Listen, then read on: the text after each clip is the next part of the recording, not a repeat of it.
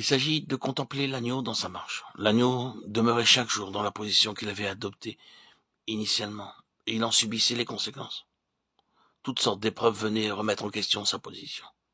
Il fut éprouvé par le monde. Et quand j'emploie ce mot, je ne désigne pas seulement la sphère d'activité où les gens se meuvent, mais l'esprit de ce monde, ses idées, ses conceptions et ses maximes, tellement contraires à la pensée du Seigneur. Le prince de ce monde se fait le porte-parole des principes qui le régissent en proposant à Jésus de lui donner tout le royaume de ce monde. Si celui-ci se prosterne devant lui et l'adore,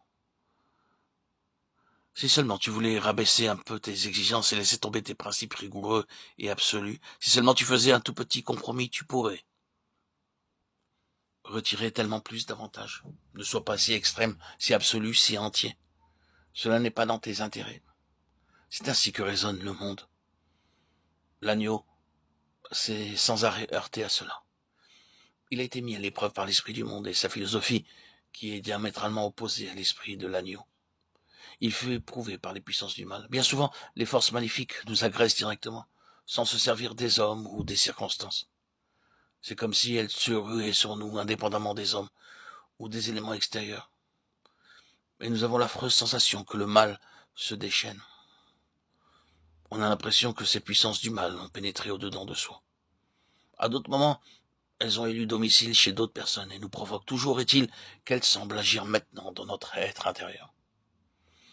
Chrétien, vois-tu comment elles œuvrent en toi? Oui, je le constate, c'est l'impression que cela me fait. Je ne parle pas ici de possession démoniaque chez les chrétiens, mais parfois il semble que ces puissances exercent leur emprise sur les parties vitales de notre être.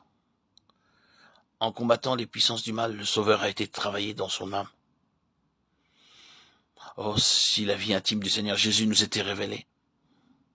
La Bible nous parle essentiellement de ses actes et de ses paroles, et nous ne voyons que certains épisodes de sa vie. Mais la face cachée de la vie du Seigneur a dû être terrible, avec son cortège de luttes, de conflits, de souffrances et de problèmes à surmonter.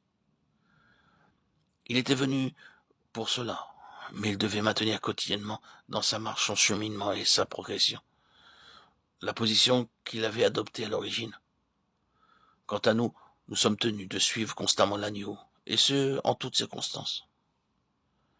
Dieu merci, nous ne sommes pas seuls dans cette lutte. L'Esprit lui-même nous aide dans notre infirmité. Nous avons quelqu'un à nos côtés, nous avons à notre disposition les ressources de l'Esprit de Jésus-Christ, et sa grâce nous suffit. Néanmoins, le combat est parfois rude.